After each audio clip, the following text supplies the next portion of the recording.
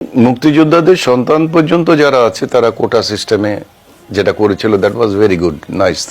কিন্তু একটা দেশের আজকে 52-53 বছর বয়স হয়ে গেছে, স্বাধীন হয়েছি, তো সেই সময় যদি একটা ছেলের বয়স থাকে 12 বছর বা 14 বছর, ধরে নিলাম 12 বছরে সে একটা রাইফেল তুলতে পারে, বিতর্কেও যেতে চাই না।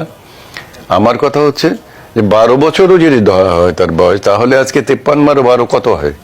65।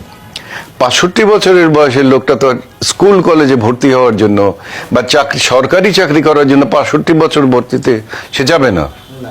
কাজে এরা যারা এই কোটাটাকে রাখতে চাচ্ছে, তারা তো মুক্তিযোদ্ধাদের জন্য রাখতে চাচ্ছে না, তারা নিজস্ব স্বার্থের জন্য রাখতে চাচ্ছে। কারণ মৃত্যু কোনো হিসেবেই তো মুক্তিযোদ্ধাদের জন্য এটা পড়ে না।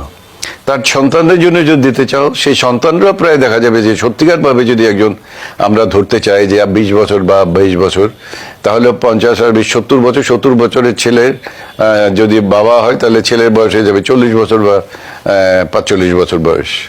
সেও এখন কলেজে যাওয়ার জন্য বা সরকারি চাকরি করার জন্য সে যাবে না, কারণ তার তো বয়স থাকবে না, সেটা যাবে না। তাহলে এই কোটাটা কাদের জন্য থাকছে?